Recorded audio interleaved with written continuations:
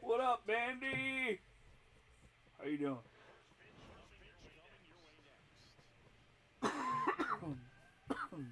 How you doing, brother? Not too much.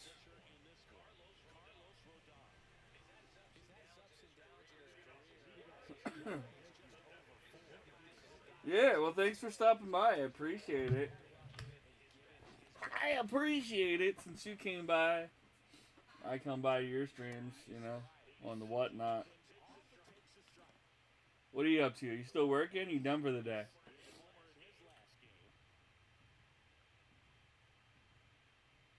I'm pitching. You mean you mean pitching or batting? I'm pitching.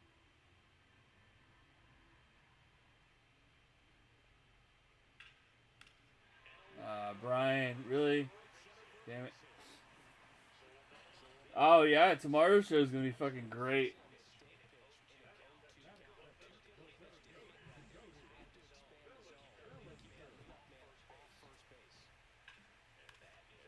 Yeah, a lot of good stuff tomorrow as well. Yeah, a lot of Hulk Hogan dolls tomorrow. Double play. Eat shit, you turds.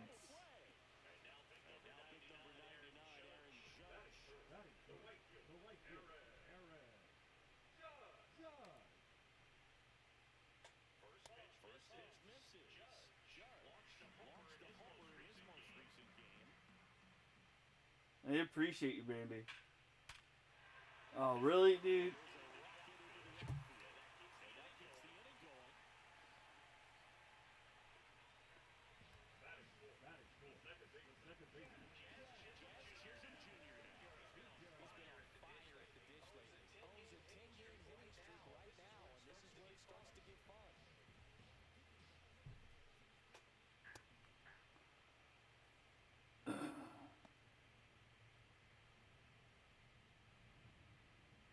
Oh, they might have reset the pre-bids, huh?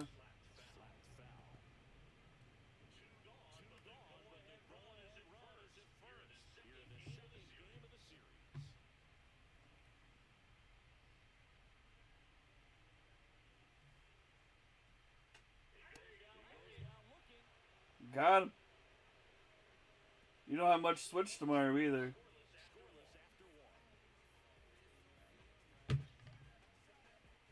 At least I got Unraveled too. Um, kind of wanted to get Haunted House. I got a lot of games to play though. Um, where's the one game I got? I gotta play this. I want to play this a lot. I want to have a little fun with that. And then Oregon Trail. I want to play Balatro. Balatro. Oh,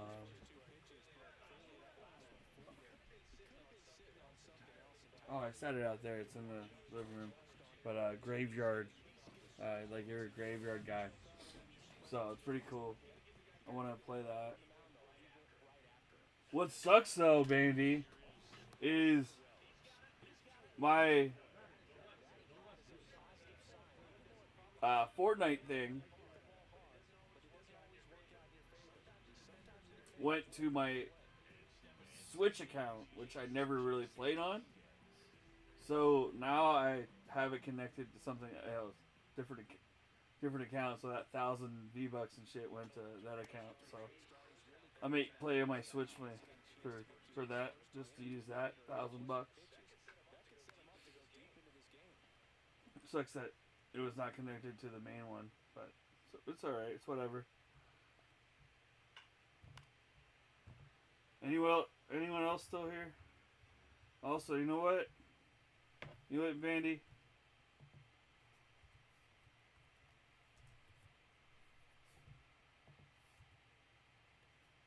You've been VIP, bitch.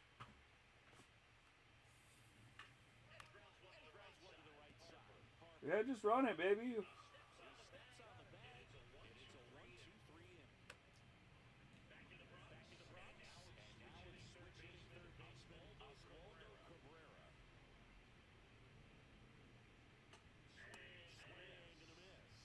I'm just pitching. I player locked with Brian so I can get Brian another win.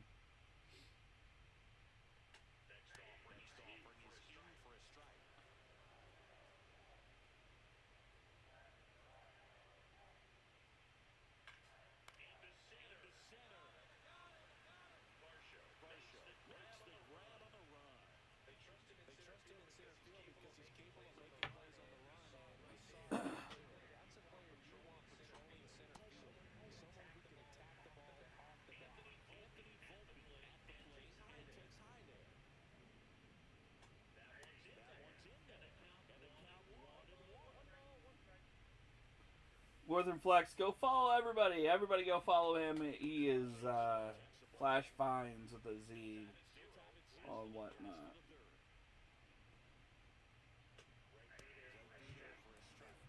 He used to stream a lot on here with his football podcast, but he doesn't do that anymore. I never knew him from there. I just know Bandy from Flash Finds.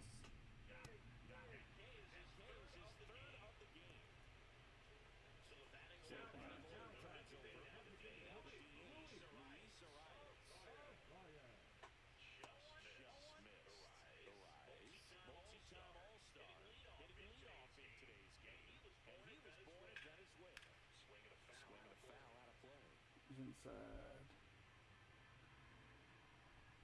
Look at that.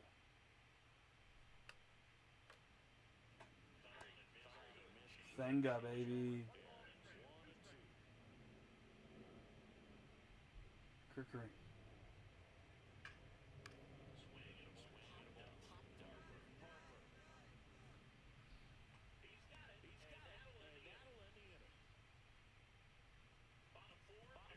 Still no points at home. Well, we're not at home. We're on the road. Sorry, in Yankee Stadium.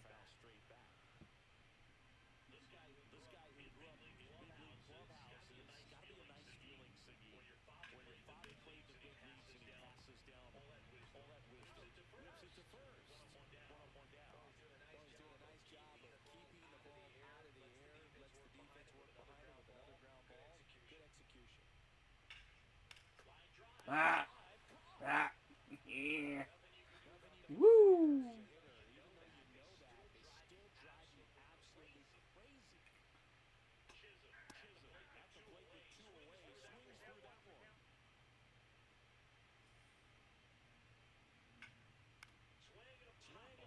Yeah, boy.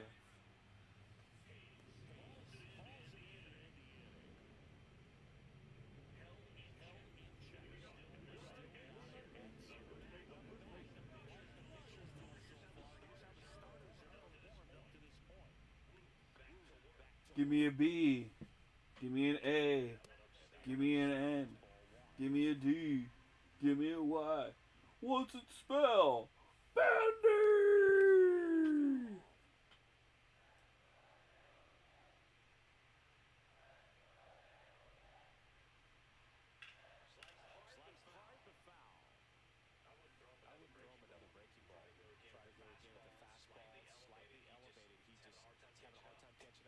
Ah! Right here.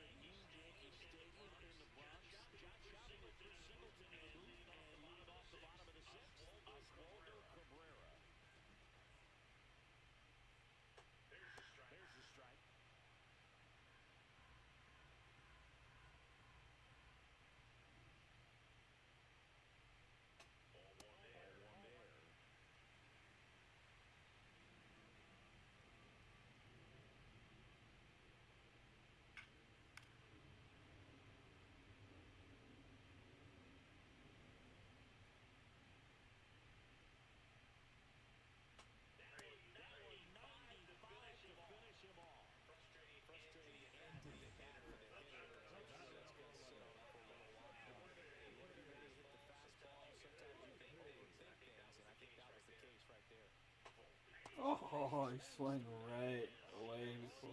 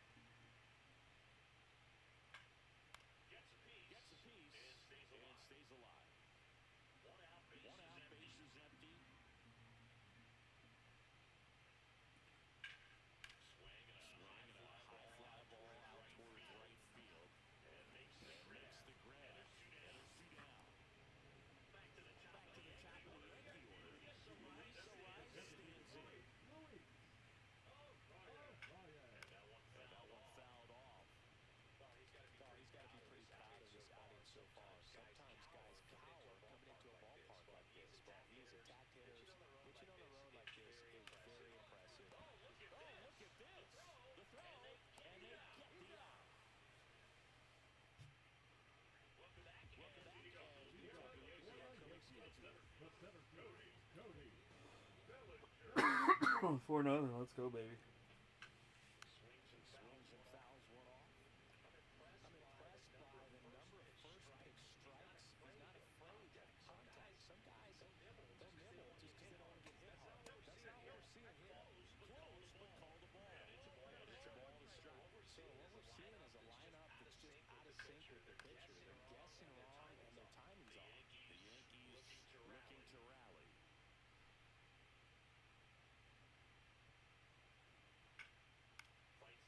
Ah, come on.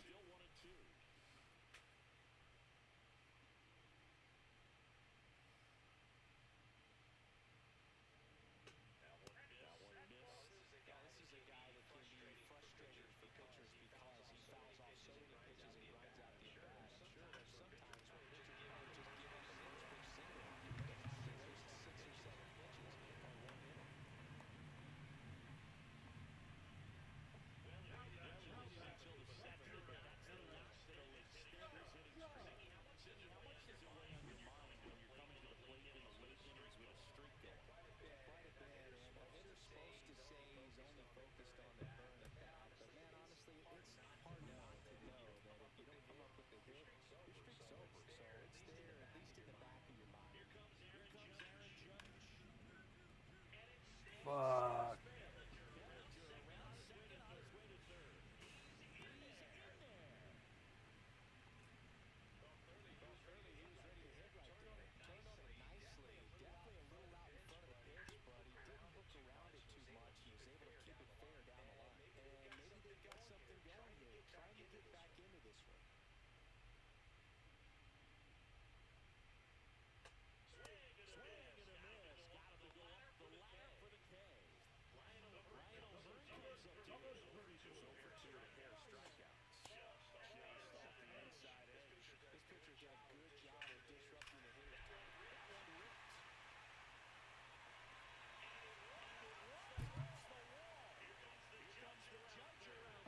We went 4-2.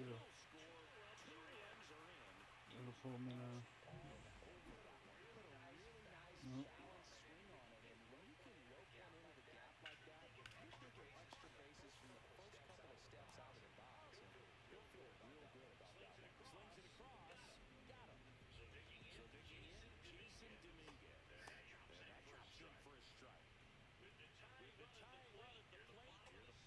Come on now.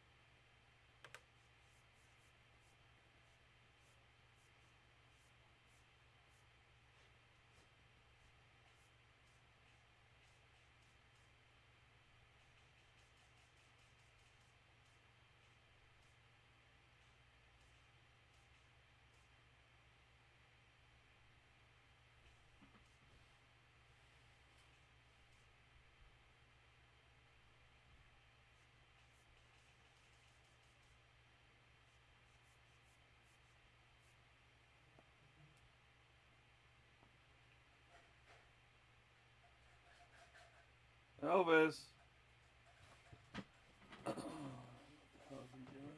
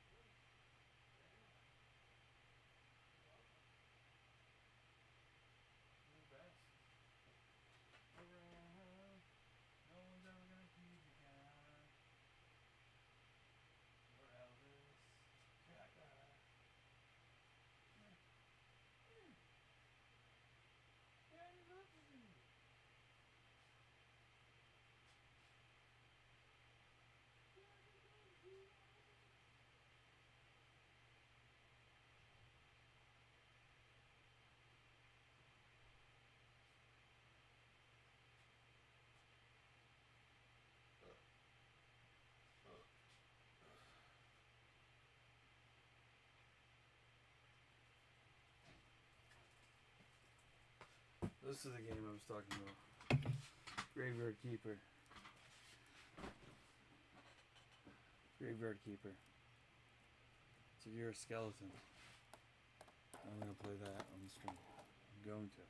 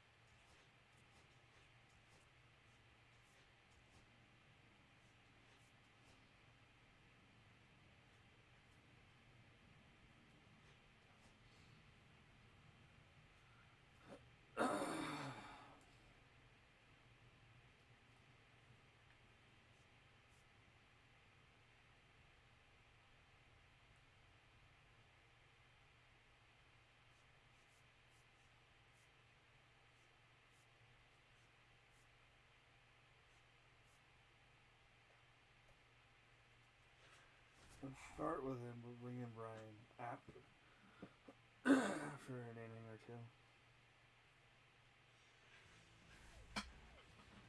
Because he's not pitching now.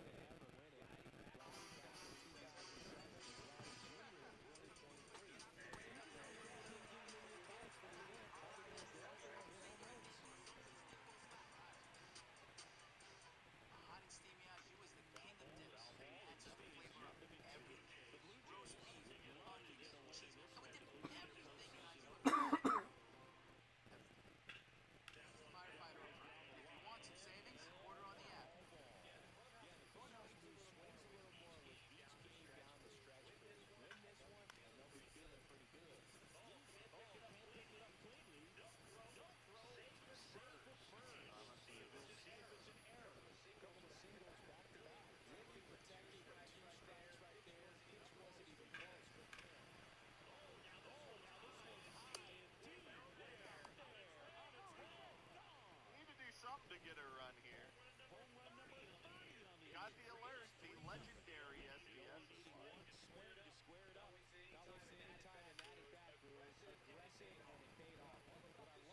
I don't know if we'll see Seahawks roll through today.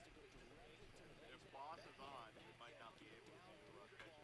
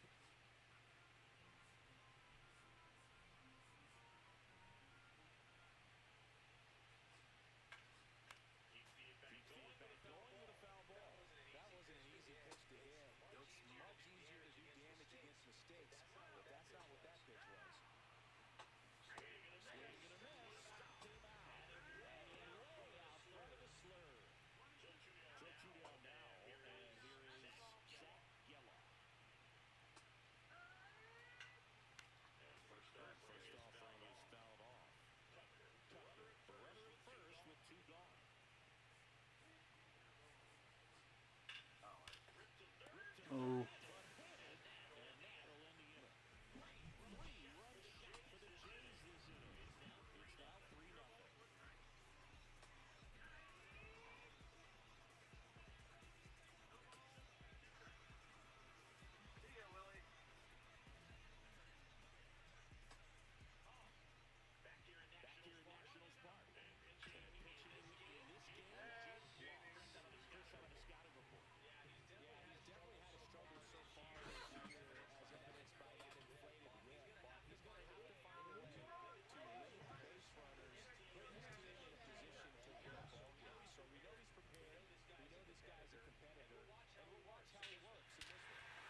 Oh.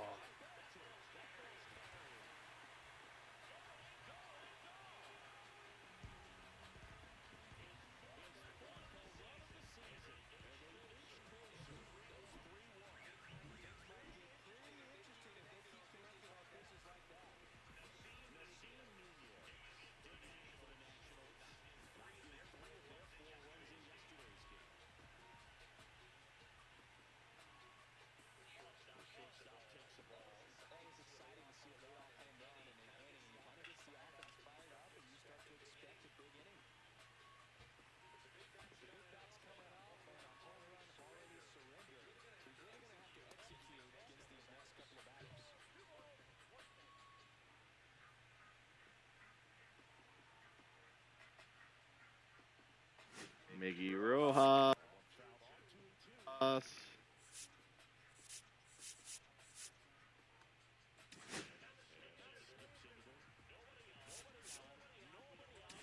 Put Barger in too. Throw Rojas in there for now. Barger play anywhere else, just third.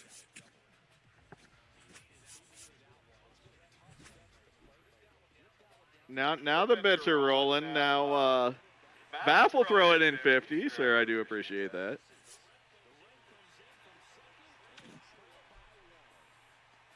Oh man. Chill. Welcome in.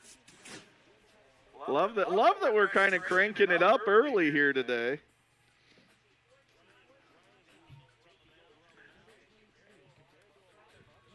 We'll go with the first rounder from last year's draft. Seth Hernandez, number 6 overall. Robbie Ray for Tokyo. Giants theme team lost 2-1 first round. Got to be a little more disciplined. A lot more disciplined.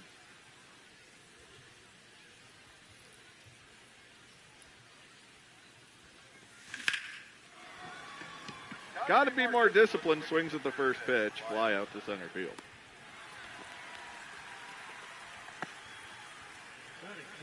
The center fielder, number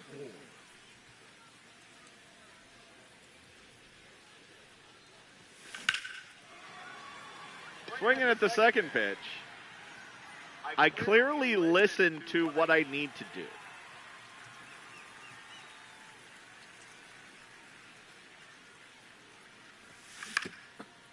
Yep, there's a 3-pitch inning. Good God. You think I'd listen at some point, right? Fuck.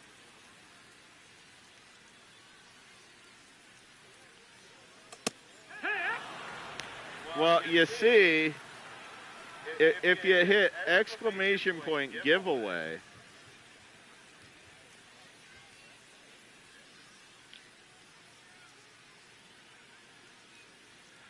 Ball.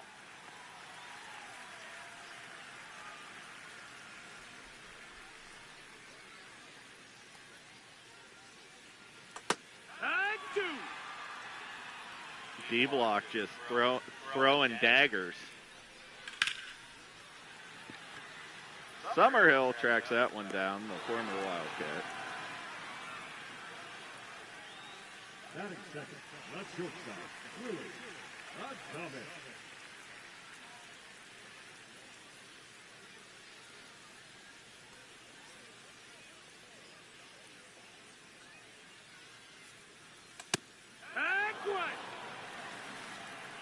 Also, details are in the Discord. 0-2.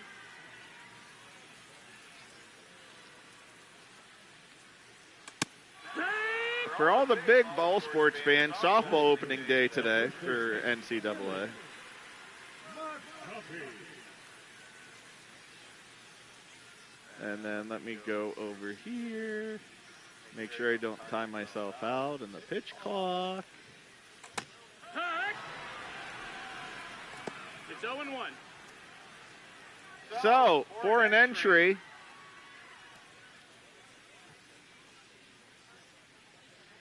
I can't wait. Starting to see some of your favorite logo down by me, D-Block.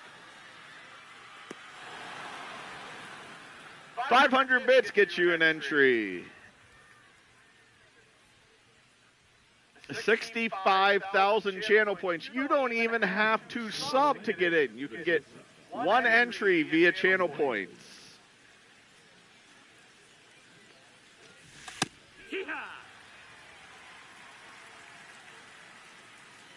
So, lot of script D hats showing up down in the area, so. Correct, trucking.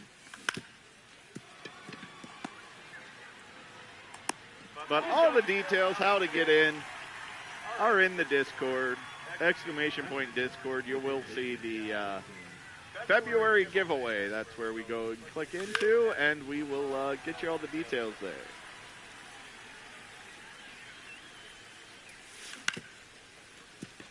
Might have some other stuff in the works, so. I want to be rich. Wishing for more money? All you need is your phone. No. Go to Geico, get a quote, and you could save $900 with your phone. Look at that, it's ringing. It feels good to save some coin. It feels good to Geico.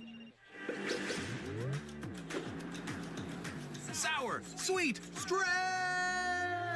Introducing Sour Patch Kids Strips.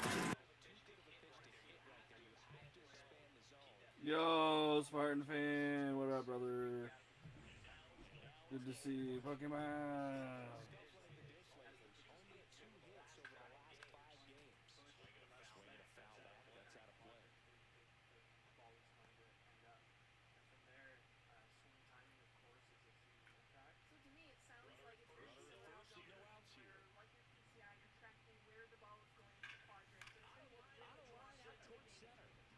No.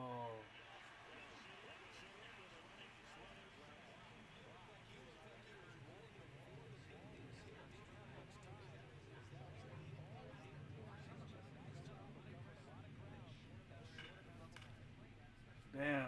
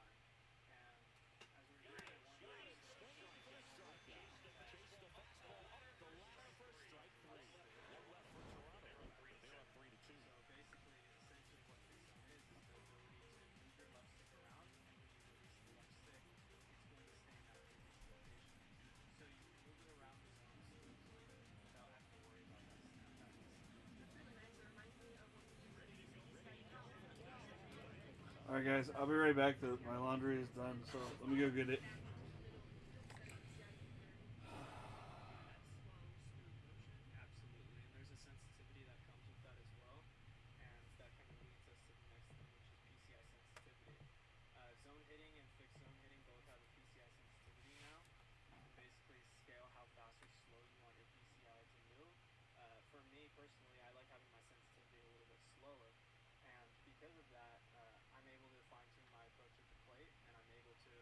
basically say, okay, I'm going to control this inside of the plate and spin on pitches away. Because I know that with my PCI sensitivity, I won't be able to reach it. And Gil, we were talking before this recording. You have a little method to the madness. How many ticks are you going through PCI sensitivity? In games where you see a pitcher might be tired on the mound. He might have thrown 5-6 innings. Nowadays, most starting pitchers only go about 5 or 6 innings before they start using their bullpen. But maybe he knows he's got to get through one more hitter or 2 more hitters. That was the idea behind it, right? So they got to bear down to get through those hitters and get through that inning, maybe extend that outing just a little bit more to save that bullpen. And you see examples of this all the time. You know, Yamamoto in the World Series. I mean, the World Series just showed us bear down. So bear down is essentially, it's a way for pitchers to be able to store these special pitches, bear down pitches. You can only store so many of them, so you're going to use them strategically. That's the whole idea behind it, like high leverage situations. That could be in the first inning. You could find yourself in trouble, and if you've earned them through throwing strikes and strikeouts, if you've earned them, you'll see a little OSD up on the screen right below all your pitches in your pitch repertoire, and it's going to show you when they're available. Use them wisely, I say. Like, it just depends. Everybody's going to have a different way of using these bear down pitches. I was going to say, I had the opportunity to be a part of like some of the early play testing of bear down, and it's really nice. You talk about the visual. It's like this little orange circle that fills, and then it keeps tallying as you include more bear down pitches, you earn them. But I was going to ask, how do you earn bear down pitches? Well, like I said, you earn them by throwing strikes and getting strikeouts. However, the higher your clutch, the clutch attribute for pitchers, really is the base behind how often you can earn these, how fast you can earn, how many you can earn within a given pitch. And even the top rated clutch pitchers aren't going to have like 17 pitches in an inning. I think we clamp those guys around 4 or something like that within an inning, right, Connor? And so, you know, if you're really low attribute, down in 40s or something like that, it's going to be tough just to store 1, right, for sure. Or 2. And then as we talk about building up and the clutch that it takes, what kind of boost can our fans expect when they use a bear down pitch? Essentially, you're going to gain a little bit more control and a little bit more velo on your harder pitches. So, which, you know, obviously matters a lot, right? Like you want that smaller par, the perfect accuracy region. I mean, the smaller that is, the more accuracy you have. And so getting that a little bit smaller in these situations can be really helpful, especially digging yourself out of a hole. It's awesome. And I'm excited for the cat and mouse game to continue in MLB The Show. For our fans that played last year, we introduced ambush hitting, and now we have bear down to kind of counteract that, right, Chris? Well, yeah. I mean, the idea behind bear down wasn't so much to combat ambush. However, and, you know, Connor and I, we talk about this stuff, the gameplay team, and Dre and James and the programmers, and we talk about this stuff all the time. It's like, if we're going to give the pitcher something, we better give the hitter something, and vice versa, right? It can't just be one-sided. And pitchers always have the advantage already anyway, in real life and even in the game, because you don't know where that pitch is coming. And if a guy's got 5 pitch repertoire or 4 pitches, I mean, he can mix that stuff up. And we give you the tools on the offensive side to combat those things. And that's kind of where I think when you start talking about how our game compares to real life, that we're giving you all those same tools that real life hitters have when they have a plan when they come to the plate. So this is all really good information. I mean, we're essentially just giving the player everything they need to have a plan, to make a decision, whether it's with big zone hitting, whether it's with the PCI sensitivity, fixed zone hitting. All this stuff ties into ambush. It ties into the new feature bear down. And I think that's just going to make things even more fun and challenging for the player, especially this bear down mechanic. Yeah, I mean, well said. And honestly, I just want people to understand that that is how we go about doing all of this. And we look at all the different features, right? So it's important to us. And I hope everybody enjoys it when they get it. Yeah. And Ashley? It doesn't stop there. Let's talk attributes, Connor, because there is a whole lot changing, and I know our fans cannot wait to get their hands on everything from the looks of it to the new attributes we're adding. But let's start with the look of it and our new UI with the whole player cards. Yeah, it's really been a full team effort, and we're very excited to have reached where we're at. When it comes to attributes, like you were saying, the player card's been completely revamped. There was a lot of discussion about, okay, why doesn't this attribute impact Diamond Dynasty, but it's displaying here? Why doesn't this attribute impact other areas and it's displaying here? Well, now we completely revamped it, and what you're going to notice is that the attributes showing in that mode are the attributes that matter. That is huge. So depending on which mode you're playing, the card is going to show you which ones are mattering. Obviously, a little bit more maybe for Diamond Dynasty, a little bit less for offline play. Absolutely, and we've also added in additional things like quirks into the player card, kind of consolidating all of the information and reworking the way it's being presented to the players to help them make the best decisions for their team. Yeah, the presentation is really interesting. Our fans are very used to the vertical columns, attribute, attribute, attribute, but we have a different way of displaying it where it's almost like categorical, where you have contact and then your splits, power and then your splits. Yeah, essentially the 5 tools. And from there, what you're also going to notice is that it's no longer, we used to have orange for batting and I think green for fielding, and we broke away from that, and now it's scaled based on what range you're in. So the best of the best are going to be green. Yeah, the attribute itself is scaling. But I am ready to hear about the pitcher changes with these attributes, because it's really exciting. Hits per 9 is where we're going to start. We've added in hits per 9 splits, and I like to approach this from the hitter side of things, and what does hits per 9 counteract? And hits per 9 counteract, it works against contact. And remind our fans, what does contact do again? Contact is your inner PCI. It increases the size of your inner PCI and also gives you a more forgiving swing timing window. So that's what contact does, and hits per 9 is doing the inverse. So what it's doing is trying to shrink that batter's PCI, trying to shrink down that timing window that they have to make solid contact. And what you're going to notice is that now we have splits that we're pulling from real life data. So hits per 9 is now hits per 9 left and then hits per 9 right. And we're able to differentiate how these players are playing in real life in our game now. And it doesn't stop there. Pitching has a complete new look with these attributes, but we're still doing more attribute changes, Chris. We're adding direction to reaction for our fielders. Yeah, we have a direction attribute going to your right, to your left, going back and going forward. It's pretty self-explanatory, but the cool thing is, again, we'll go back to how am I building my team, you know, and if I want to strengthen my left side of my infield or my right side of my infield, how I'm playing, who I'm playing. If this guy's good going to his right and his left, then I might have to worry about it. But if he's terrible going to his right, I might have another guy who might hit not as good, but he's good going both directions. I'm going to want that guy in the lineup, right? Because essentially what that's going to do is affect his start transition, right? So the jump that I get is going to be directly related to that reaction. Which is something we talked about a lot last year with some of those infield changes. So this is just another level of squad building, of realism with the defenders. And it doesn't stop there. We actually switched a quirk with catchers that was pop time. That's now a scalable attribute.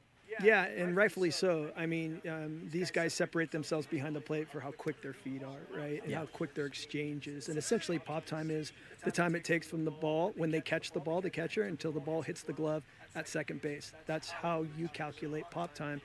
The average in the big leagues right now is probably around 1.95, 1.96, something like that. And you're going to find a big chunk of guys that are right around that time, right? But the guys that really stick out, the best of the best, those guys are going to get like down to the 1.7 something. So we're going to scale this from 99 to 0, right? In terms of giving that attribute, we'll apply it appropriately. So based on their pop times, you will see a difference in how quickly they get rid of the ball. You hear that, everyone? I'm going to have a catcher with the best pop time. Don't run on me. It's going to be really cool. Yeah, don't run on Ashley. I mean, I'm hearing a lot of changes that fans should be excited for. Like, this is the most in-depth we've been able to go thanks to these attribute inclusions, right? Right, exactly. Which, you know, easy W there. Well done. Let's talk about even more realism. As always, we love preaching. We are a baseball simulation. We love to be as real as possible. So, Gil, can you just touch on how we're improving that this year? Yeah, I mean, I think this year we're close to around 600, maybe I think a little bit more than that, new animations added to gameplay very specifically. And that does not include like the batter home run celebrations or pitcher specific animations, things like that. There's tons more. Yeah, shout out to the animation team, Chris Clements and all of his guys. These guys work tirelessly to get us, you know, the smoothest and best looking, you know, animations that look as real life as possible, and the programmers that actually get that stuff in there. This year we focused on a few different things. Just like every year, efficiency is really important to us, especially on the defensive side. So we do audits every year, and we try to look at like what are the pain points. Is it guys not getting rid of the ball in the hole quick enough on certain angles? We do all of our throws from very specific angles, and then we get variety from those, and then we get distances from those. So casual situations. Does he have time? Does he not have time? So you understand there's so many for every single catch that we have in every direction. There were a few that we wanted to actually get to have a little more flair, right, on some of these plays that we could actually add on to some of the higher rated shortstop, second basemen, third basemen, stuff like that, sure. right? We added more Rob home runs. Balls can bounce off the ball in really odd angles. So transitional animations, there's hundreds of those where you're going in and cleaning those things up so the game just looks perfectly smooth from one thing to another. You can't even tell there were 6 animations played within a catch and a throw sequence, right? Covering the bases on the run, catching it makes them more efficient. So if I'm running to a base, the throw is now allowed to go from all the angles instead of just the few that we had before. But the most important is the catcher stuff, which I think is really cool, right? So going back, we talked about pop time with the catcher, but we got a whole overhaul of catcher animations with knee down. But the majority of catchers now are knee down catchers. We got all new catcher animations from the knee down pose. So back picks, steal throws, throwbacks to the pitcher, block balls, right? All new. And so what that means is that it just looks like the visual fidelity of just watching the game. You're in that pitcher catcher view all the time. Hopefully nobody even notices because it just looks like real life. Right, just one smooth motion. Yeah, I like you talking about the audit that you guys do every year, right? Like you're always finding a way to make the game smoother, the visual fidelity, making every defense play efficient. And I think fans, they come to expect it, but there's a lot of good work that goes in there that they don't even notice. So. Well, I mean, the efficiency thing is really important too to understand because of how we scale based on attributes, right? And you may not get the most efficient throw if you have a low-rated player in that position, and that's super important to understand, right? That's what I love about all this is like the balance of the game, balancing it for all these different things. It's awesome. And having all these new features, to me, I'm stoked because it can get more real than it is this year. Right. I know our Diamond Dynasty fans especially love that. This even more nuance and strategy and creativeness behind the animations, which cards they're choosing. We talked earlier about the reaction now splitting into 4 different ways, adding to more animations, just more flexibility and more decision making when it comes on who are you manning your outfield, your infield, behind the plate. We know we're always trying to make defense matter for our fans. For sure, and it doesn't stop there. There's some other changes that the MLB has had that they're including that we're going to also have in our game. It starts with PitchCom, right? Yeah, PitchCom is the first one. That's pretty straightforward. We've already given you the animations essentially with the catcher, putting his glove over his hand and putting his hand on the PitchCom and giving the sign to the pitcher. Sinker. Low inside. But now we have the audio part of that, so you have options. You can have the call. Yeah. Yeah, you can have it come out of the mic on the controller, or you can have it come out of the TV, and you have that option. You can turn it off if it's not your cup of tea. Yeah, and then of course another one I've been having a blast play testing with is the ABS system. The ABS is pretty cool.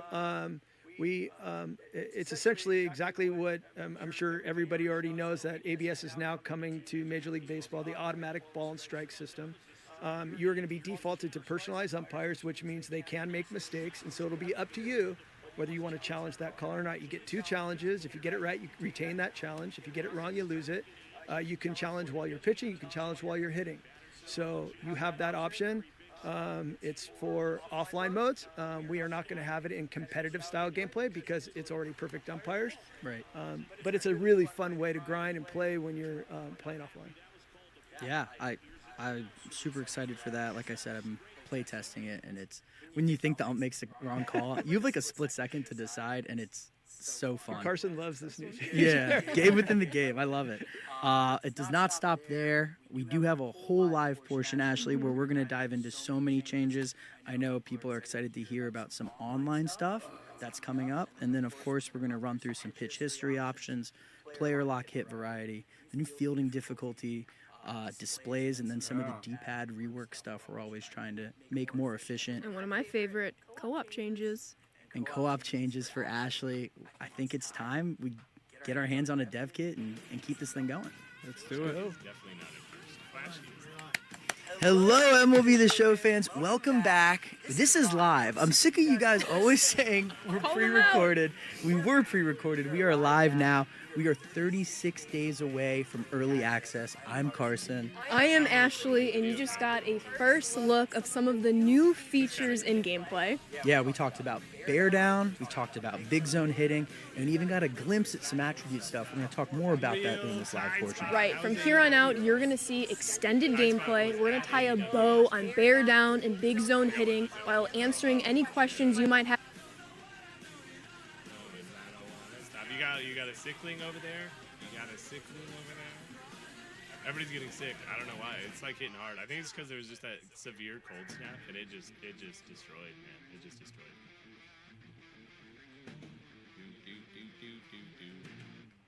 It was mid. Oh. At least you're able to go. I followed the wifey. Hell yeah. Yeah, usually she streams on Saturdays. She'll stream with the Schmidopotamus. Play something fun. What the hell just happened? We are going to go all the way for the score. Touchdown, Sam back.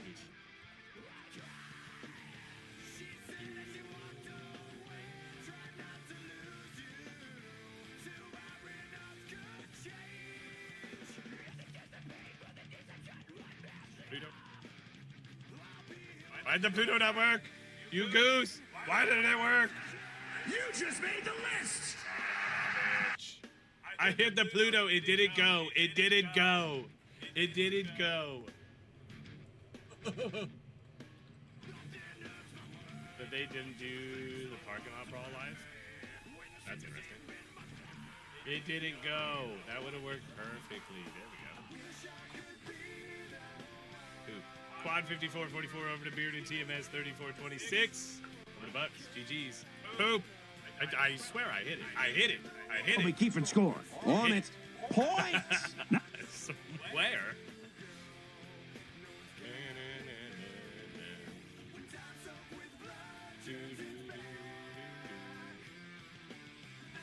This one's cool. This one's cool. Get him in, get him on, get him going. Let's go, guys. Yeah, this is still a workout playlist. I'll probably change it. I'll change it eventually. Charvinato, don't you like the new emote? I love that guy. I love that guy. Found him. I found him yesterday.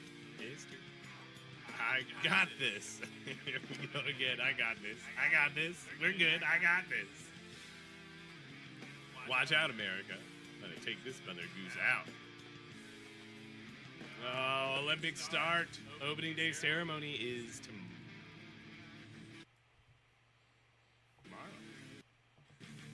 Tomorrow, like noon. Is that weird that an opening day ceremony is like in the middle of the day? That's kind of weird. Well, for us. I love it! Right? I think it's so cool. Cool thing is that I met a couple of peeps, Chris Hero, Speedball, and a few others. You met a Speedball? Let me tell you. No, I'm kidding. That's awesome, though. That's awesome. We got 11 lovely people. TMS, Crane, Quad, Bearded, Flashy, Yogi, Chunk, Dan, Dad the Goat, Charvinato, and Sonic. Get him in, get him on, get him going. Let's go, let's go, let's go. Yeah, I saw it already started. It started, curling started, hockey started, but yet the opening day is not until tomorrow. I thought that was interesting, too. I thought that was kind of interesting. Yeah. Oh, yeah, definitely. Get people out. Just throw them all out. Yeah, I saw something on AEW yesterday. I was like, oh, shit, Ty Spot was there. We tried to find it. And I was like, oh, it's on HBO Max. Mother humper. It happens on the Summer Olympics, too. I like the Summer Olympics. They're cool. Although, I think I want to watch the bobsledding this year. I like bobsledding. Six Nations started today. Hell yeah.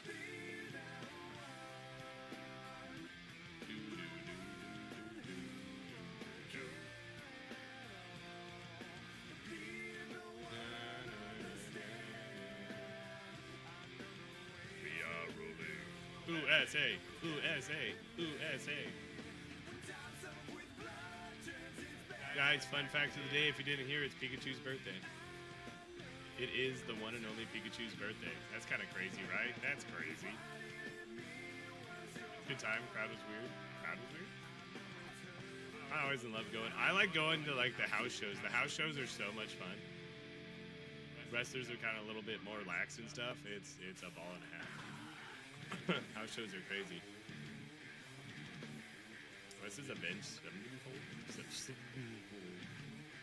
Happy birthday to Pikachu, right? It's Pikachu's birthday. I would have never thought that it would have a son of a bitch. Would have never thought that you'd have a birthday for that. But hey, you learn something new every day. Every of the days.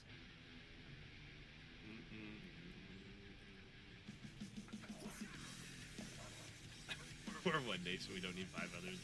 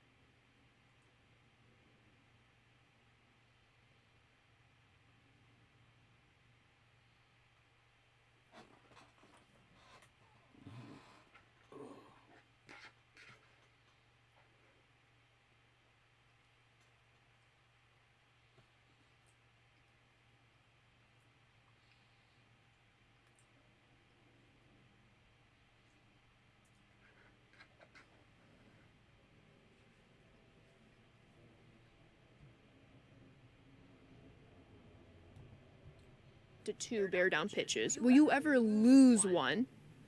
Is there ever a situation, but once you earn them, you keep them, or could you lose it based upon whatever might happen next? You only lose it by using it.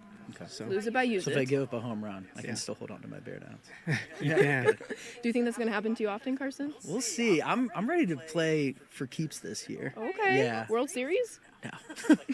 like 600. Okay. But yeah, bear down, another great feature. I think people are going to be excited for it. The strategy behind it, you know, the roster making with it, making sure you have the right pitchers with the high clutch. Right. Should be cool. Any other things you would love to drive home when it comes to bear down before we move on to Big Zone? No, I mean, like I said earlier, I just think it's the strategy is going to change from player to player.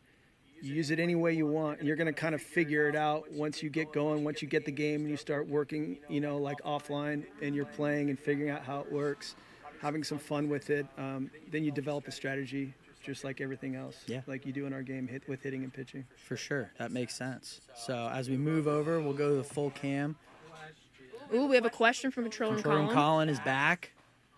Is there a negative to bear down pitching, a stamina hit or accuracy hit if you don't nail the mechanic? It's a good question. Yeah, it's a really good question. So essentially what you're getting is you're getting more control, right, with bear down, and you're getting, meaning that your par size is smaller. So you still have to nail your mechanic. Right. So if I'm using gesture pitching, I still have to nail that mechanic. If I'm using meter pitching, I got to nail it, right? So yes, you still, You have to there's the execute. reason.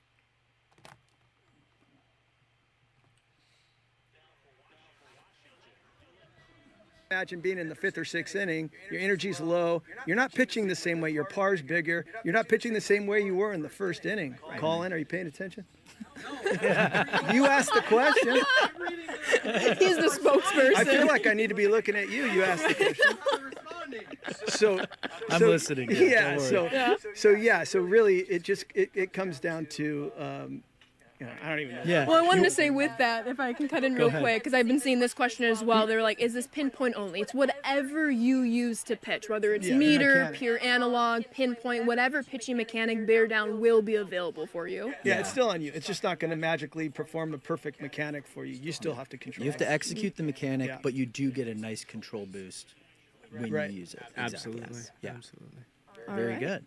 Well, shall we go back to the game, talk a little bit about Big Zone? Saw a few different chatters amongst the chats while we were seeing this in the pre-record. I think a lot of people are drawing like ambush parallels just because of the highlight. Could you talk a little bit about what is ambush? Remind our fans what does it mean, and then what is the difference with Big Zone? No, that's a good question. I could see right away why you would think that, just because of the display that's on the screen. And as these guys are playing the game, you'll see them moving the stick around. It's like it's not necessarily the PCI, but the difference is, Ashley, is ambush is literally, I'm guessing whether that pitch is middle in or middle away. Right. So it doesn't really matter what hitting mechanic I'm using. It's literally stands alone. It's completely separate. Here's the difference. Like, when you're using regular zone hitting, you have to be finite control in order to get a perfect. Okay, so if I need to be right on the ball. So to center it up, my timing's got to be perfect, and I got to line that PCI right on the ball. Big zone hitting is a little more forgiving. Yes. And it's like Connor was saying it's like a step up from timing to zone. We didn't really have anything in between. Right. There's So- a big drop off there. You know, we had like Yeah. 80% of users are using PCI, 20% are using the directional. We need something in the middle for some users, right?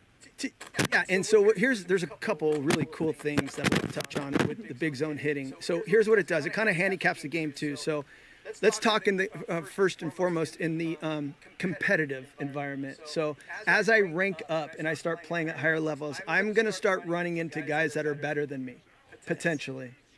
I run into it all the time now. I'm a little The washed. majority of people want to be in control of their swing and their hitting, right? Yeah. So they're going to use zone hitting. You get to that certain level where you feel like you might need that handicap. What big zone is going to do, it allows you to just choose the zone that ball is going to come in. Now here's, if you want to call it the downside, there's two parts to this, right? So you are not going to have the finite control. So you will not get a perfect using big zone. It is impossible. And that's big. I want the fans to know we talked about this. We didn't get to it in the pre-record, but we're live. I know a lot of people are wondering. There will be no perfects within the big zone mechanic. That's strictly for zone. Exactly. And there's a really good reason for that. Right. Because contact in big zone hitting is the number one attribute that you want to look at on your hitting card, right? On your player's card. So, and the reason for that is because you're not moving your PCI right over the ball. You're moving it to a zone where you think it. So let's just say the ball happens to be, and you're watching these guys play right now, so you're kind of seeing it.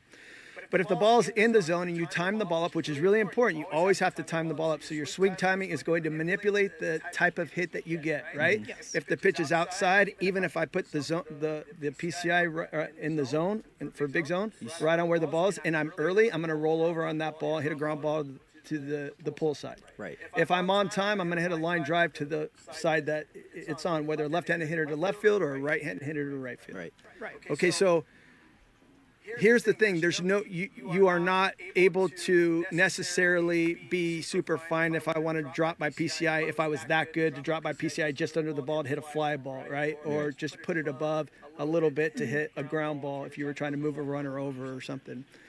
With big zone, though, what you will see is if you're one zone off, so like if the pitch is, on the outside middle zone, and you go up to the right, you're still going to make contact, but it won't be super solid. Right. So your contact rating is really important, and that's going to kind of dictate your solid contact area when your timing is good and when the ball is in the zone. Right, Connor? Yeah, exactly. Contact is definitely important here, but swing timing with all of the interfaces is critical.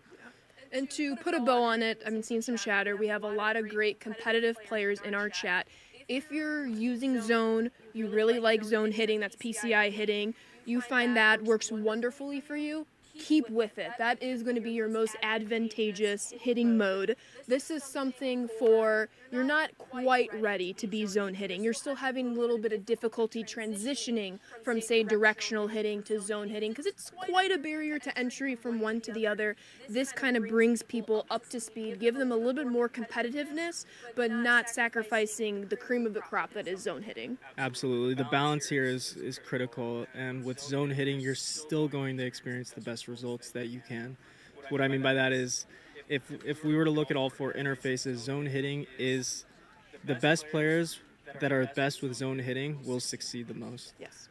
Yeah, and that's the other thing too. Like I wouldn't say it's only for a certain set of people. If I'm a competitive player and I'm really good, and I'm grinding and I want to have fun, I don't want to play at a high level or a high difficulty level and have to focus so much. This might be for you too, just to grind through the offline modes and different things that you got to do to earn your way up. Right. Yeah.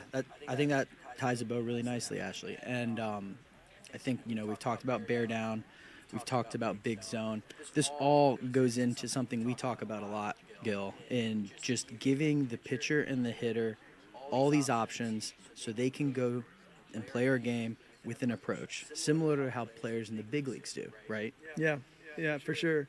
And for those of you that heard me even last year, I talk about approach a lot, and I love all the options that we are able to give the community when the game goes out every year, and we've added even more for this year. But hitting is very strategic, and one of the things I think we're super proud of is how close. And it's interesting, we get big leaguers that come in here and play our game, and we have these discussions, and we talk hitting, and I love that they understand that there's a lot of similarities in our game to the approaches that they have in real life. Right. And I think part of that is there are so many different ways and different mechanics that you can use that you can tailor your own game and still have that plan at the plate, right? So if I just want to have fun or play in the lower levels, I can just swing away and hit a bunch of bombs. That's great. But once I get into that competitive environment, right, strategy is really important. But that's going to change from game to game because your strategy is going to be based on your opponent, the person you're playing against. Exactly. There's no scouting report on that guy. It's very rare that you're going to remember the guy that you played already and then understand how that guy pitched you. So it's kind of on the fly. And so with our hitting that we have right now, very similar to real life, I think the best way to approach is having a plan at the plate. You're not going to be able to hit a 93-mile-an-hour sinker that in, and at the same time, when I walk up to the plate, hit a 98 on the block away. Right. You can't walk up to, no big leaguer does that. Anybody that tells you that they're doing that is lying. There's just no possible way that you can do that. And if you listen to any videos of big leaguers talking about hitting and they talk about their approach, they're hunting something, right? Yes. They're hunting a pitch, and that's all based on scouting reports. So very similarly in our game, after a little while, you're going to see these patterns of how people are pitching you. You talk about ambush, early in the count, or when I'm ahead in the count and I'm looking for something that I want to drive, why not use that tool to say I'm looking for this pitch and then just spit on the other pitch? Don't, just let it go. I'm looking inside. So if I'm looking 93 sinker in, I ambush to that side of the plate. I have a huge advantage now if I guess right. If I guess wrong, it's 0-1, big deal. Now I go 1-1, 2-1, whatever. I get back ahead and I might try it again. 2-strike adjustment, you might not want to use that. You might want to focus thinking, hit a line drive over the opposite field's head and then react inside and do the best I can. The cool thing about having these, whether it's big zone hitting or zone hitting, and I think this is what's really interesting because, we get a lot of feedback, and I think I kind of exposed that last year in the stream where I had some feedback on the table. And they people love could it see though. what I They was love doing. that we're constantly listening, whether it's our in-game surveys, whether it's Twitch streams. We're always watching and gathering that Always. feedback in whatever form. Always. I mean, we're making this game for you guys. This game is for you. It's not for us. We're making it for you. So we listen to everything you say, and then there's a lot of really good constructive criticism out there that we really enjoy reading. And you're not going to hurt our feelings. We appreciate it. Some people say stuff that doesn't really matter, and everybody knows there's trollers out there, and that's fine. That's not helpful. What's helpful is really understanding the game, giving good, solid feedback, and then that's what we look at and we make adjustments, right? And so, people talk about, there's one of the things I think they talk a lot about, which is sliders away and shrinking your PCI. We should bring up that PCI Colin, scaling. can you bring up the PCI scaling image right now? Did you make an image? Yeah. Oh, sick. There we go. Oh, look, he's got that. Cool. Well, I'm going to let you talk about it then. I mean, yeah, it's pretty cool. Essentially, what you're seeing here is the difference between all of these are right-handed pitcher versus right-handed hitter. What you're seeing here is the pitch type was a slider, and this is on Hall of Fame difficulty. There's so many factors that go into PCI size and your swing timing window, where the pitch is thrown, the pitch type. There's tons of factors. So this is because we have the ability to basically say, okay, let's set pitcher attributes to 62 across the board and hitter attributes to 62 across the board, which is our average. Our average for attributes is 62. What you're going to notice is how ambush, like Gil was talking about, how ambush is impacting your PCI size and also your swing timing window. So middle slider here, you're seeing it in blue. It's a pitch hung over the middle. Your PCI is going to be massive. Hang it, we Yeah. bang it. Yeah. Well, it's super important to understand this part too, right? Like, especially a breaking pitch. If you throw a breaking pitch down the middle, right, that literally is going to light the hitter's eyes up every time. I drop my If I'm PCI. looking for 95 away and you hang a slider over the middle of the plate, it's going to get crushed. Yeah. So having a plan at the plate and looking for a fastball away, it's not going to prevent you from hitting that 500 feet. Right. Right, and that's the reason why that's big. Yeah, and then I mean, Bigger. just looking at this scaling image, you do see that ambush is kind of your weapon with these sliders away, right? And we talk a lot about this. We see it in the community a lot, but there's a reason why it does shrink on the sliders away. It came from years ago, the foul tip feedback that we got, right?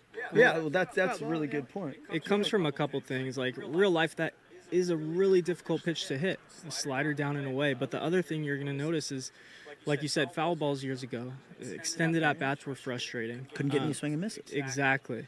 And the inverse to that is swing and misses, decreasing that PCI size and creating swing and misses. So what you're going to notice is when your gameplay style is set to competitive, this shrinkage, as people call it, Right. is definitely more noticeable than if you were on casual or simulation. Casual or simulation used to be the two-player default. We didn't have these gameplay styles in the past. But in order to reduce your swing and misses, or I don't know what I was going to say. No, you're good. What I'm seeing here, and I'm seeing a lot of chatter to kind of summarize what you're kind of getting at, you have the most opportune hitting situation in the middle right here. You're going to have max contact, max vision. This is a hanging breaking ball over the middle of the plate. Then you go to the left, the green, you're going to have slightly smaller vision in the PCI because, as you can see, it's a slider at the corner of the plate, but you're ambushing it, so it's not as small as you see the red, the no ambush, where you have a much tighter window of hitting that ball if you don't choose an ambush. Yeah, it's just it's a really good illustration that just shows you how the system inherently works. Yeah. Right? And it also shows you how you combat those things. Right? So if I'm going to complain that somebody's spamming me sliders away and I continually swing and miss, well, make an adjustment. That's what a real life coach would tell a real life player. Or, in real life, if I want to move, if someone's throwing me away all the time, I can physically move closer to the plate. Well, how can you do that in MLB The Show 26? You use ambush. Right. Ambush is basically saying I want to move closer to the plate because I physically can't move my batter closer to the plate, right? Or if he's going to throw me in, I want to move off the plate, use ambush. And another thing that's really important, instead of not just hammering on this the whole time, but it opens up that timing window too, right? So a slider away is going to be really difficult to drive unless you time that up perfectly. If you're early, you're going to roll over. If you're way early, you're going to swing and miss. So you need to be really on time on those pitches away, especially something down and away like that. But you use ambush, that opens up that timing window a little bit more. And now you have more room to keep that ball fair and still drive it. For sure. Yeah, I think that's a good conversation. And again, we're always looking at feedback. We'll be keeping an eye on everything there. But there is some stuff that we didn't get to in the pre-record that I know you're very excited for. I cannot wait. I know a lot of our fans have noticed the new attribute screen. They saw a couple screenshots here and there, So we took away some attributes, we added some attributes. So Connor, would you like to start with a pitcher or a hitter and walk us through it? Whatever you prefer. Hey, James or Drake, can I see the controller? We'll just go into the attribute screen and I'll navigate. Ooh, there you go. Want to go pitcher first? Show Let's the do splits? it. Let's All right, do we'll it. show what we added with the splits. So walk us through what we're seeing here with Mr. Max Fried. Yeah, so we talked about hits per 9 earlier. That's the inverse of contact. It works to shrink the batter's PCI, his inner PCI, and it also adjusts his swing timing windows. So the higher your hits per 9, the harder it is for your opponent to make contact. Those are pretty straightforward. Essentially, we're using real MLB stats, and we're able to tell how they're working against batters in real life versus lefties and versus righties. Ks per 9, we also have splits now. So once again, referencing MLB stats. Colin, we have a similar image. It is the K per 9. The K per 9. Crochet. K per 9. And what this is showing is the outer PCI. Again, 62 attributes across the board. And what you're seeing here is a 99 K per 9 left versus 62 vision. And then you're going to notice the outer PCI is smaller because your Ks per 9 is higher. And then the middle image is 62 K per 9 left versus 62 vision. And you're going to notice that the batter's PCI is slightly larger. And then there's the overlaid image. So essentially, Ks per 9 is your ability to induce strikeouts, create swing and misses. So what you're seeing is how that works on screen. And I want to say, Go ahead. If we want to go back to the game, since we have the pitcher Max Fried up, there was a lot of commentary about switch hitters, especially when many of them enter the game through Diamond Dynasty. So what this does when you split out the splits is it kind of combats the switch hitter meta, if you will, that we see. Instead of just having 1 K per 9, there could be some right-handed pitchers now facing a lefty switch hitter who's choosing to bat from the lefty side, but that righty pitcher actually has better K per 9 splits against left-handers. Absolutely. Exactly. And it's all going to be, pulled for, like, most of these cards, offline at least, will be pulled from real MLB data. Yes. Which is going to make the pitchers feel even more real than we've had before because we can separate how they do versus righties versus how they do with lefties. Yeah. It's a nice change. And before we move on to hitters, I just want to address how are we organizing Fried's pitches on the right here? What does this right half of the screen mean to our fans? Yeah, the right side of the screen, good question, Ashley, is the pitches are organized based on usage rate. We're also getting those numbers from real MLB data. Mm-hmm. That usage rate, the more frequently they throw the pitch, the higher it's going to be ranked in their repertoire. Colin? What does HR per 9 mean? That is home runs per 9. This is kind of a good segue. Home runs per 9 is a simulation stat. What I mean by that is not every mode simulates.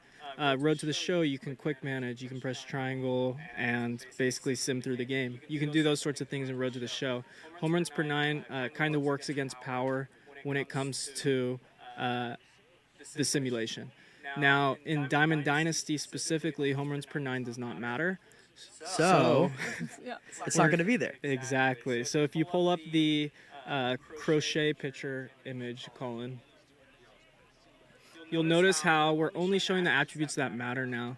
You're no longer seeing control per pitch. That's been removed universally. BB per 9 has been renamed to control. That's your overall control of that pitch. There's also an influence based on where it is in your repertoire. What I mean is a four-seam fastball in the first slot versus a four-seam fastball in the fifth slot. You're going to notice in the first slot, your par is going to be slightly smaller than it is in your fifth slot. Yeah, I'm seeing this is good in the chat, and I agree. I think seeing the splits with hits per 9, per lefties and righties, and then, of course, you're only seeing the attributes that matter for whatever mode we're in within the game. And we have a control room Colin question. Jacob E for 3 asked, is this a recording? And I think we can all say no. No, Jacob, we're live.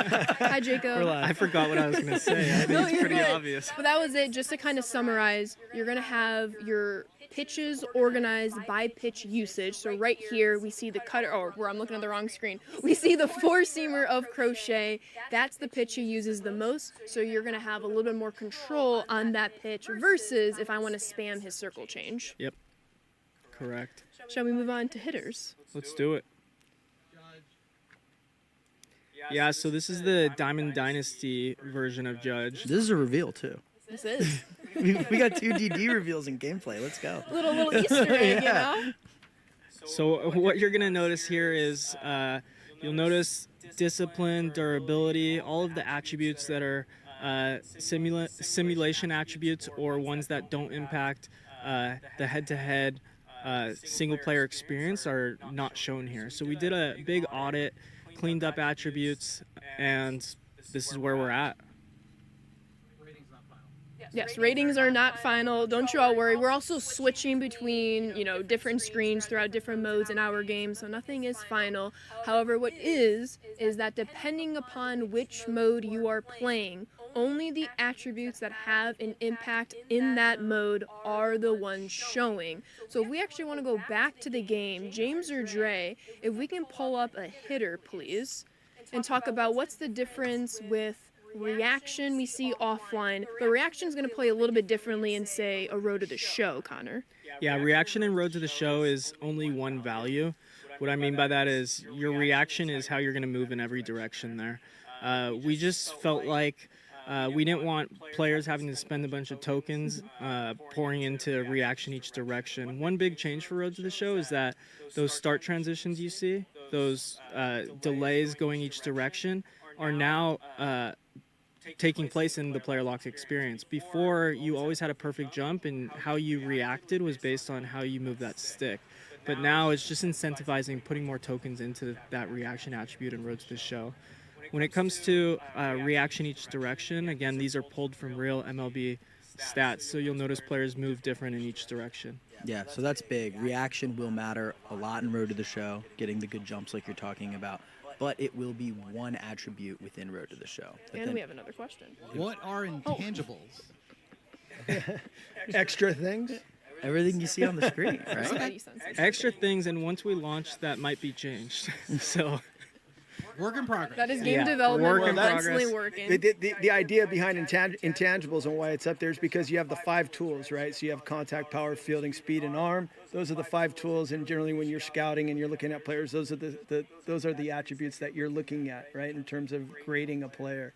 And so everything else are intangibles, but generally it's like defining those intangibles, and what you see on the screen, it can be categorized as other, which is probably what we'll end up putting on there. So they're just extra attributes, not necessarily attributes, but extra things that they have within their arsenal. Right. So, yeah, we've talked about attributes. We've talked about the new splits for pitchers. We've talked about usage rates. We've talked about reaction, getting separated into 4 different directions for our defenders. And then, of course, there's one more we got to talk about, and What's it's that? catcher pop time.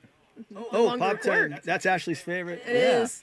Why are you so excited with pop time? I love throwing runners out at second base. I think between that and robbing home runs, I get a thrill defensively, especially in Diamond Dynasty, when you can steal a base runner. So my thing is, don't run on me, because odds are I'm going to throw you out. So we did this. We Very popped time in for Ashley this year. There you go. We wanted to make Feels her so happy. special. So yeah, pop time was a quirk last year. Only a few players actually had it. This year and like I said earlier, rightfully so, we changed it to a real attribute. It really does kind of define that area of the game for catchers in terms of what's the most important thing generally for catchers, being able to throw runners out. In our game, we get, in the stats that we receive for pop time, everything is baked in. So what pop time is essentially is how quick a catcher moves his feet, how fast he gets rid of the ball, his accuracy, and his arm strength. Those are all baked into the pop time number. The average pop time in the big leagues is around 1.95, 1.96, something like that. And generally, you're going to see the majority of big leaguers right around that number.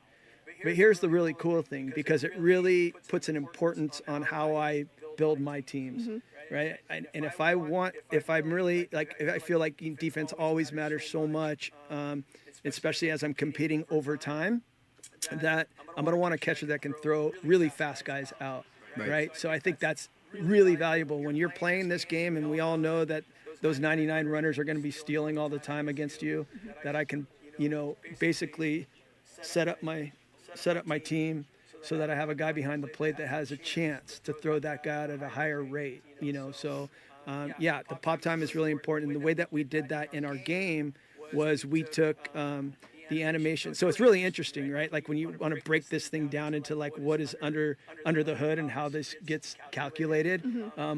We obviously are taking all of those attributes, like I said, accuracy, arm strength, feet, hands, from something that's been put together by real data in real life. And then we have to somehow take it and get that same number on our catchers, right? Yeah. So let me give you an example. If I have a catcher that has a 99 arm, right, and a 40 pop time. I'm glad you're saying this. Somebody was asking about that. Yes. Right? And I have a guy that's got a 50 arm and a 40 pop time. By arm, you're referencing arm strength, right? Yeah, exactly. Arm strength. So thank you for clarifying that, Connor. Both of those guys have to have the same pop time. So how do we do that? Well, we don't have the luxury of recording every single big leaguer in the game and having them come down here to San Diego Studios and capturing their catch and release, right? And getting their pop time. So what we do is we speed or slow up that animation to the detach. And that means from the time the catcher catches the ball to the time he releases the ball, that movement will get sped up or slowed down. And then also mathematically combine that with the arm strength, right? Of the player. And then mathematically figure out how to get those pop times the same. And I'd be lying if I could sit here and tell you how that happens because I'm terrible at math, but my programmers are really good. That's a lot of math. Shout out to you, Jeff Woolman, who we just sat down the other day and we figured this whole thing out, or you figured it out. Thank you. And Gary Weiss, who's actually helped with pop time as well. But yeah, so I think that's super interesting anyway. And the cool thing is like we're spitting out numbers that directly relate to the scaled numbers from 0 to 99, those attributes. Yeah. And we're able to give out the real life pop times of catchers, and they translate perfectly into our game. And when I say average, the average time. So we'll get into the catcher animations in a little bit, and I'll explain a little bit more why that matters to pop time. So we've gone through a lot. We've done bear down, we've done big zone, we've gone into all of the attribute changes and rework pop time, now an attribute, no longer a quirk. What we haven't touched upon yet, Connor, there's some online co-op changes going into play. You know I play a lot of co-op, so what can I expect when I boot up launch night with my co-op teammates? Yeah, Colin, if you want to pull up the co-op roles and rotations. What you're going to see here is previously just in non-DD co-op, you were able to select from a smaller set of rotations than what's listed here. Now you're able to fine-tune your team strategy and load into the game based on how you guys feel you're going to best perform. You'll see all the new rotation patterns for fielding right here.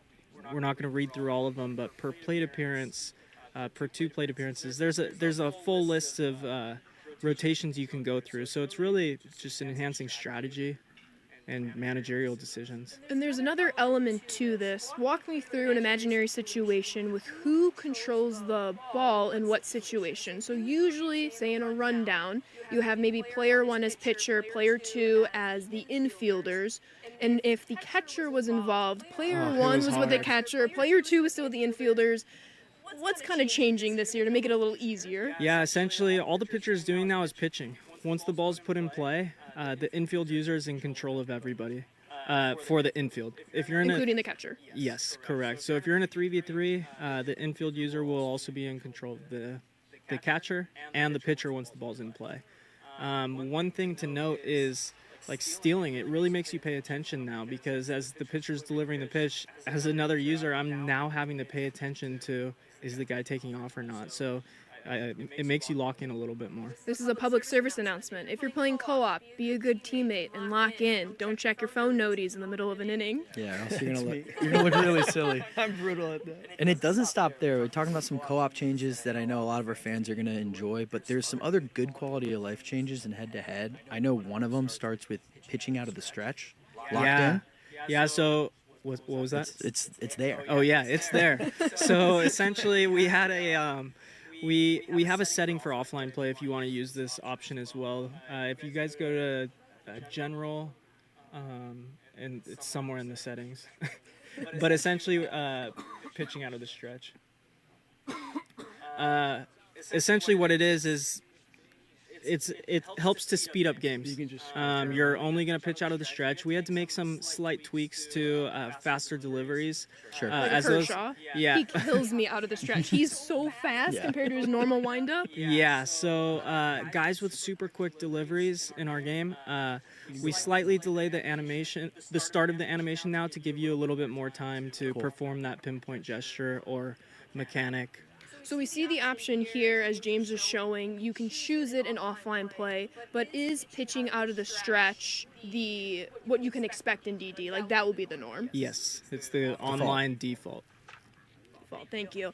And that's not the only thing we're changing. There's something that's coming back to Diamond Dynasty, and that's mid-batter timeouts. Yeah, you can now call time again in online play, I which know a lot of people who love that. we took out years ago because of some technical challenges there, but we brought it back, and when we took it out, we were surprised how many people actually were like, oh, where did it go? I think I remember walking over to your desk and being like, where'd I it love go? calling time. Now Yeah, it's gone. where'd it go? I'm happy it's back. And I would say maybe one of the most hype changes that a lot of people are going to love once they hear is, we know R2ing has been a little bit of a commotion for years on end. That's changing this year. Yeah, R2 spamming years ago was a big problem. We made some tweaks to make it so it wasn't necessarily messing with your inputs as a pitcher, but we just figured let's get rid of it. So no R2 in online play. You can hold R2 to view pitch history and stuff, but it's not going to slow down the pitcher. We've added a slight delay for the pitcher to actually be able to select his pitch to kind of allow you to buy more time. But with calling time back, we feel that people have plenty of time now. The community loves you, Connor. I think you're going to have like a whole bunch of thank you gifts on your desk tomorrow morning, so get ready. Getting so many W's and thank gods. No more R2. You can call time. Some really good, just quality of life stuff for head-to-head players. Right, so we talked once again, bear down, big zone, attributes, online changes. I know, Gil, we want to touch a little bit about new animations before we let our fans go for the afternoon. Yeah, I think so. Year after year, like when you see like what we put streams out, or we post things online, and you'll see just a number where it says 500 new animations this year or 600 new animations this year. And going back to what I was talking about earlier, where we read a lot of feedback, Yes, right? we're seeing it from everywhere. the community. We see feedback, and one of the things that you constantly see, especially when we put out some of these things, where it's like, oh, same old animations, and I just want to say that baseball, very specifically baseball, a sport video game, baseball hasn't changed for over 100 years. We have almost 16,000 animations in our game. That is just gameplay animations. I'm not talking about personalized pitching. I'm not talking about personalized hitting. I'm not talking about any of the presentations. Very specifically, close to 16,000 gameplay animations. Playing the game, within. So when you're playing the game, I've touched on some of these things, many times where you can only catch the ball so many ways in a baseball game. If I were to go get a new backhand catch, I would do it the same way I do it right now. So I got a setup backhand, a running forehand, a setup forehand. We have catches that come from their pre-pitch stance. So if the ball's hit really hard, I go 1 foot to my right, 2 feet to my right, 3 feet to my right, to my left, and then all around me, right? So I have to go low, mid, high, above my head, right, left. We have catches for every single position around a player. We have every running catch. We have every sliding catch, right? Now, you could argue that, maybe that the right foot is out, and you see something in real life where you're going to see some, a different style maybe within every. But this goes back to what I was saying about the catchers. We don't get every big leaguer in here to go, okay, I want you to go make a diving play in the left field. How do you do it, right? Or how do you slide when you slide into home? Or how do you slide when you slide into second? So we get a wide variety of all those things, and they share those animations. But it's important to understand that our game also works in a way when you talk about the enormity of animations that we have in our game, that there are plays that you watch that they might be made up of 7, 8, 9 animations in a row, and you're not even noticing them, because not everything is just a swing or a throw or a catch. We have transitional animations that also make up part of that 16,000 animations that are in the game. On top of that, if we did animations 10 years ago that are a little outdated, we go in and redo those animations. So the count in the core doesn't actually go up. It stays relatively the same, but we're renewing, refreshing older animations. And we talked so they're about that not in the the same ones all the time. Always auditing, Right, always but trying to make things look fresh. You're still going to see animations that you saw 5 years ago in our game because it's baseball. It's what they do. And honestly, unless somebody can come here and show me how you can field a setup backhand any different than the way we do a setup backhand, I'd love to see that, right? So I guess from us to everybody else, I would argue that there's not another sports game around that has even close to the amount of animations that we have in our game. And the variety that we have and the situational awareness that they have. So not only are these guys changing the way that they throw based on how good they are, based on their fielding and throwing attributes, they are changing based on the situation itself, whether it's a casual situation, an high urgency situation, right? And so we get those throws from every direction, from every distance. So we have throws that are, over 200 feet, those that are between 100 and 200 feet. We have throws that are 50 feet. Then we have tosses that are under 25 feet from every catch, because you never know what orientation he's going to be catching, and we do that in all directions. So anyway, that is my long-winded way of saying, look, every year we are refreshing and adding animations into our game. Work really hard to do that. We're super pleased with the stuff that we get in every single year. And unfortunately, they don't give us 5 years to make a game. They give us about 9-10 months. So, yeah, I think it's well said, honestly. We've covered a lot today. We covered big zone hitting. We covered bear down, the all-new attribute system. Attributes are only going to be in the mode you're playing within the game. I think that's awesome. We talked about some online changes with co-op, but is there anything else you guys want to cover here? I think we're solid. I don't have anything else. Was that a keyword that I was supposed to remember?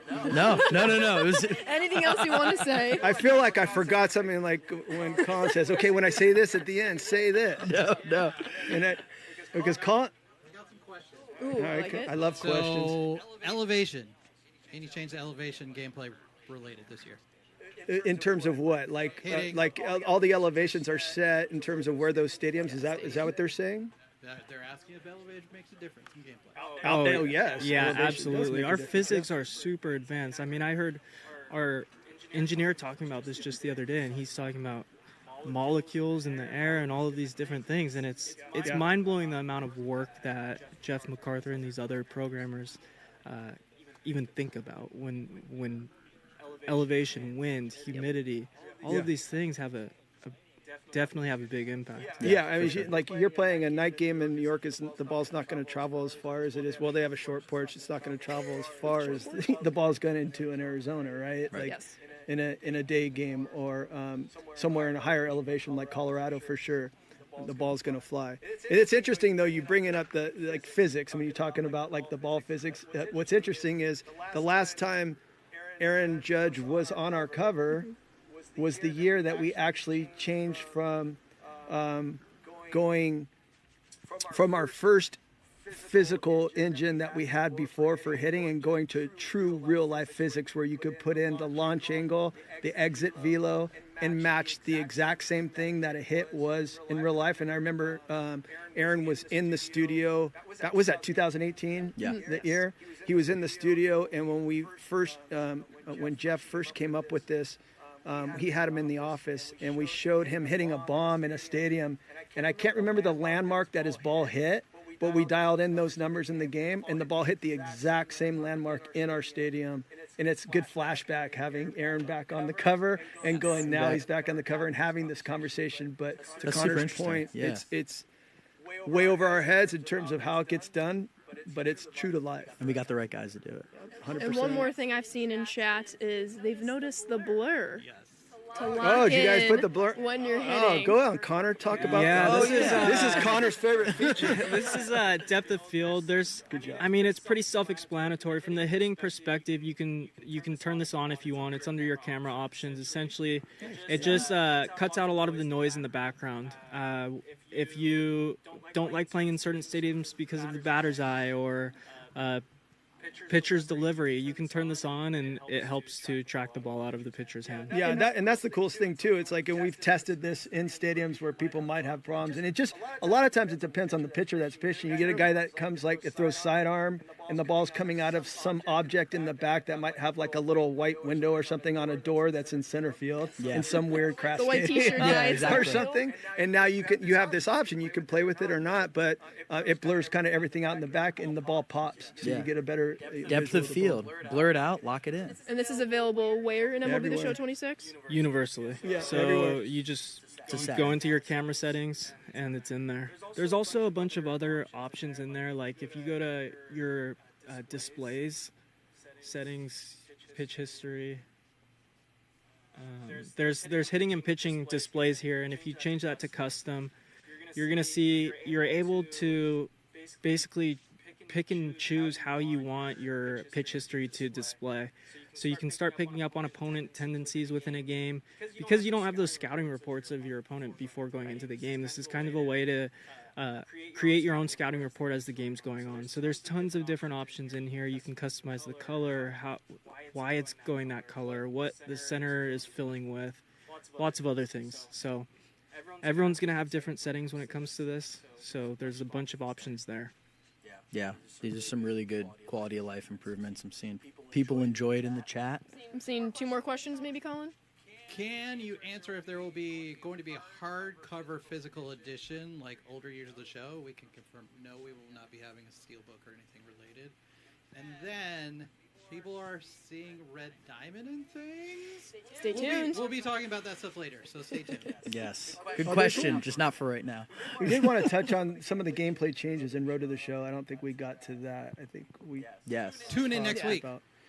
Yes. We talked a little bit about reaction, but we'll get into more next week. Okay, sweet. Cool.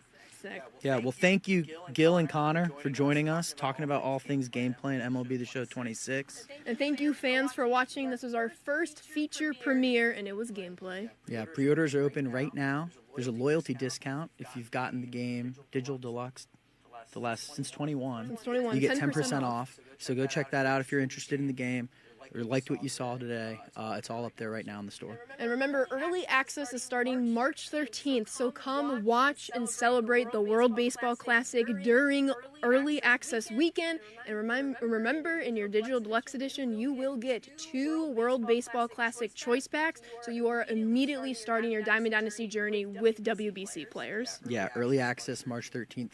Full release will be March 17th.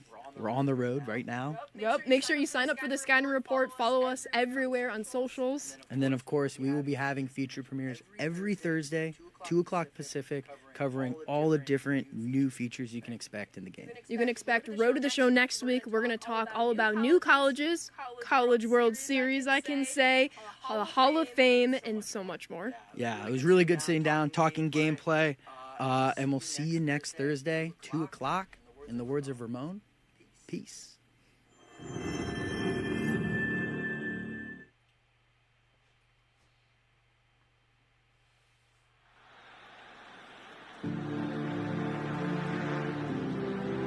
Every legend starts somewhere. Not in the spotlight, but in the work.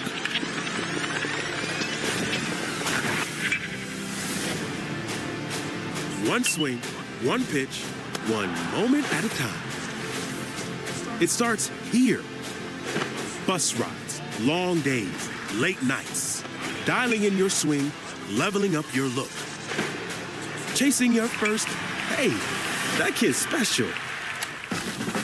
Then it clicks. You're locked in.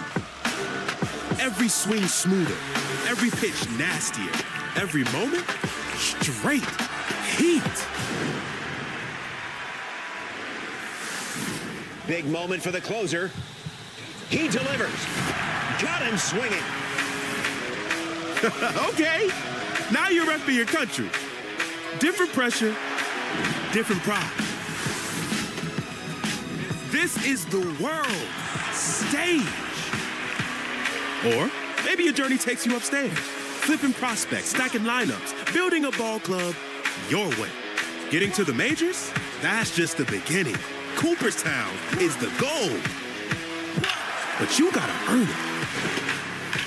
It's your journey, your moment, your show. Make your mark. Become a legend.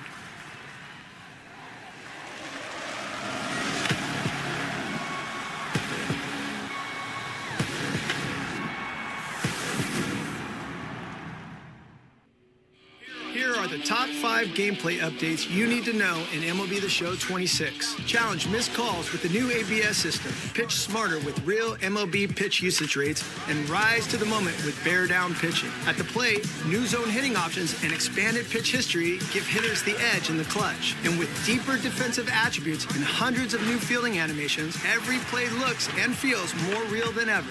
See you in the show.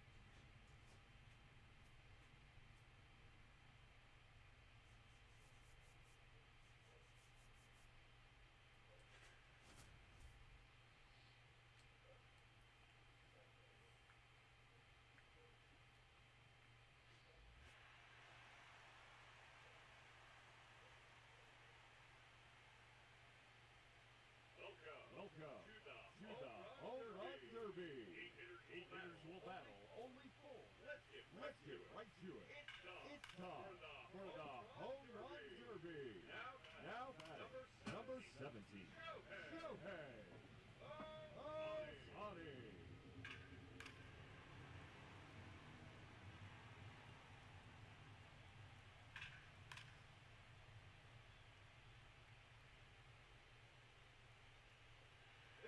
No question about that one.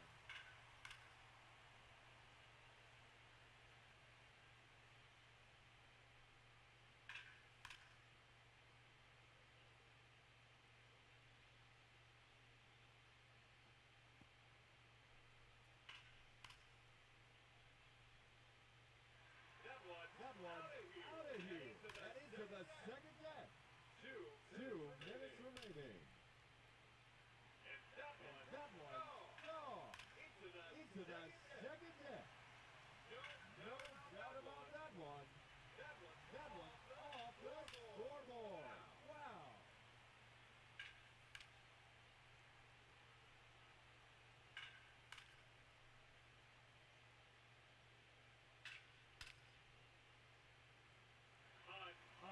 Another home run. Just 1 minute remaining. Oh, that's a monster home run. His third consecutive home run.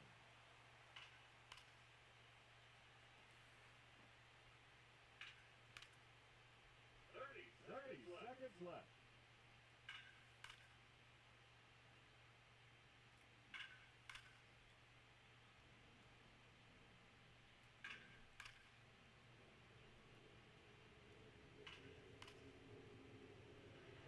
No question about that one. The bonus round has begun. There's number 10.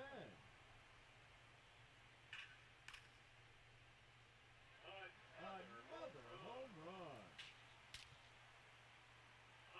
Another home run.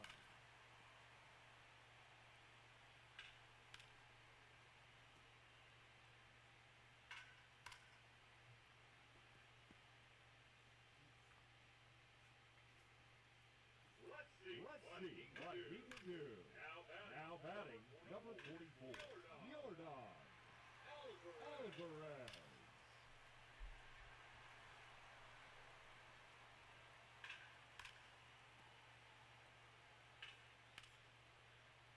That one is gone.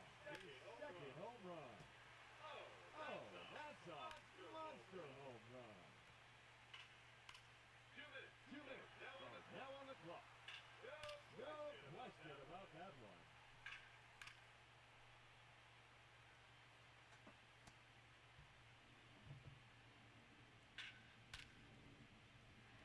Another home run.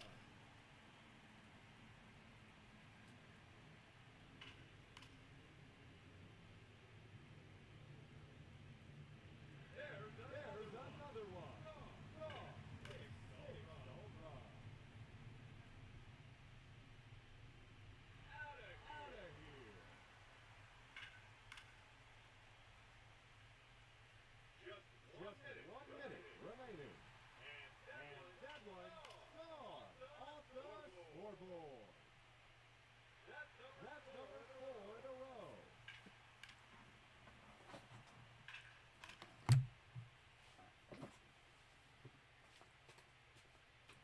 That one out of here and into the second deck.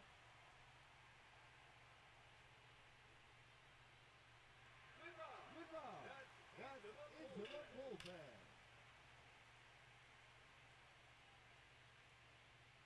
A hat trick. 3 in a row. 4 in a row now.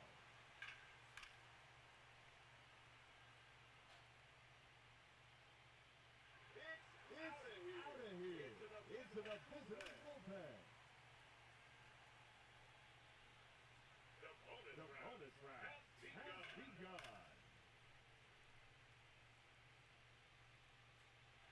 No doubt about that one.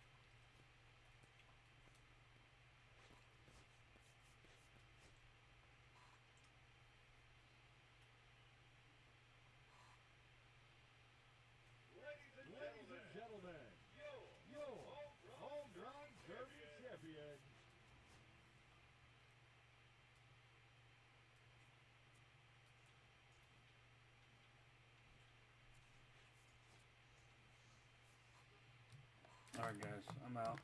I gotta go. I'm gonna eat and then pass the fuck out. I gotta go to work. So, love you guys.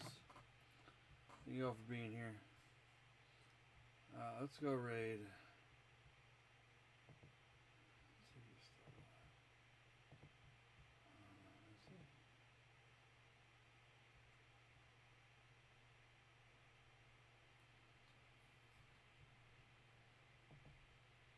So he gets back healthy. You got a two, maybe an ace. His stuff's nasty, but is he gonna be healthy enough? Kikuchi's a good middle of the rotation. Same with Detmers.